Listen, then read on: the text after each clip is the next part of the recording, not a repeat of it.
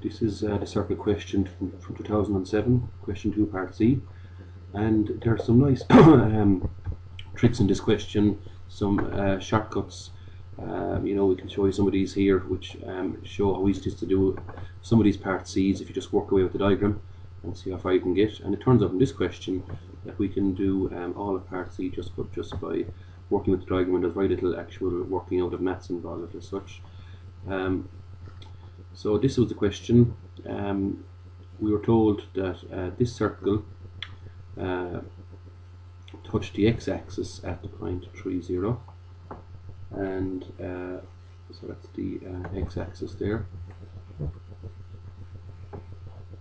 and it cuts the y-axis in 2 places here, and the length of this line segment is 8. So that little line segment where it cuts, just make that a bit clearer, the writing here. So this is 8 from here to here, where it cuts the y-axis. Now I just dotted in those 2 points. This is always good practice on these diagrams. If they don't give you a diagram, you draw one. Obviously, paper 2, any question of paper 2, you draw a diagram. Any of these geometry questions, and you fill in as many things as you can. And another good tip that always works with these is to fill in any radius that's missing from the diagram, because these nearly always go into the question at some stage. So I would just join that point to that point. Should we get a straight line better than that? So I would always join from here to here, and I would join from here to here, and I would also join from here to here, because each of those 3 is a radius. And if you, as I said, draw each radius in the diagram, it always leads to something.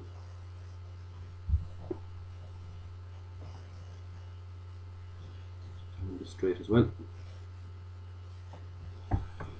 Okay, so each of those is a radius. Now a few things that come into circle questions a lot as well. First of all, you should be able to recognize where a tangent and a radius intersect. That will always be a right angle. So there's a right angle here. And so that comes into circle questions an awful lot. It's so much so I'm going to make a point, and I'll highlight it in red and just tell you to watch out for it in certain questions, because you come across it very, very often. A radius and tangent meet at right angles.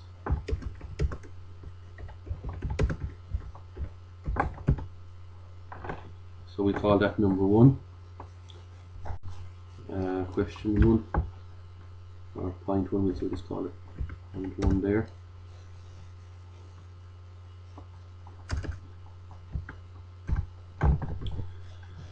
So always be looking out for that in any circle question. Be on the lookout for a tangent and a radius meeting. And something else which turns up a lot is when you've got a chord like this is here between these 2 points, and here's the center of the circle. So if you draw a perpendicular from the center to the chord,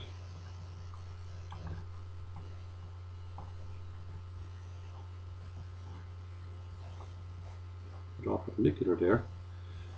You might recall from junior cert that that was a theory you actually had to prove. You just need to know the result of it now, of course, not the proof anymore. And the result of that is that it will always bisect the chord, so those 2 sides are equal.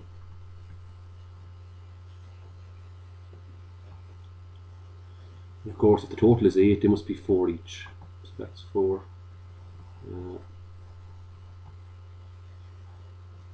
And that's 4 also.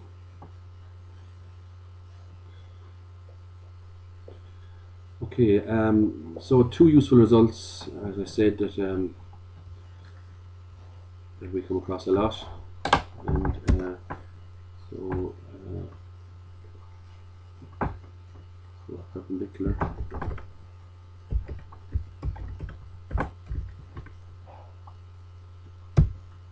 From center of a circle to the chord, to any chord, will bisect the chord. two results that you need to use over and over again in certain questions. Now, where does that leave us? Now, we need to be smart as well about coordinate geometry and show that we really understand coordinate geometry in these questions and what the coordinates, go back to the very basics of what the coordinates of a point really mean. I mean, 3 naught, for example, means you go 3 along the x-axis and naught along the y-axis, and so on. And if we make an attempt at getting the center of the circle, at first sight it might look like we can't find it, but if you think about, obviously because of the fact that this is perpendicular to the x-axis, it means that the center is now vertically above the point 3 naught. And if it's vertically above the point 3 naught, that means that we go across the same amount. We go across 3, which means the x-coordinate has to be 3. Because that's what x-coordinate actually means. It's how much you go across by. And in the same way, that means that this length here must be 3 now. So because again this is 0 here, and this is 3, so the length from here to here must be 3 in the same way that the length from here to here is 3.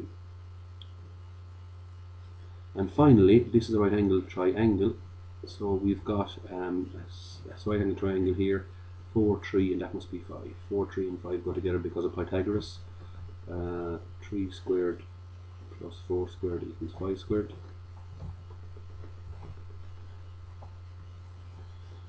And lastly, can we get the y coordinate now? Well, again, if you're alert to this radius connection here, that's the radius of 5, which means this is also 5, which means this is 5, but this is also the radius. That length is 5.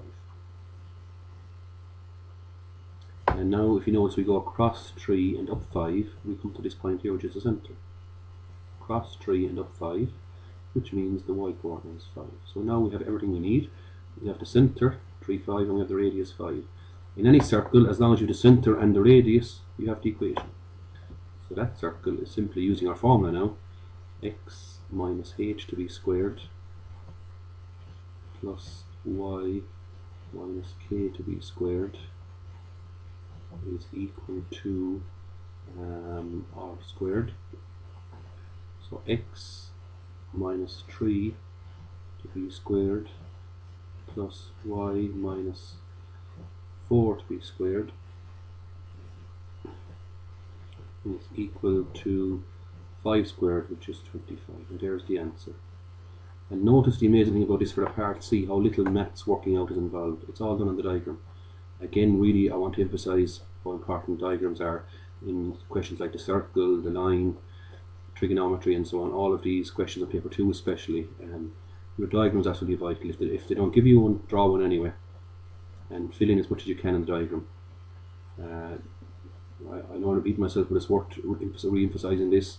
I always find in circle questions, if you fill in the radius or draw the radius wherever you can, wherever there's points to join them up as a radius, and you'll always find that leads to something which will help you solve the problem.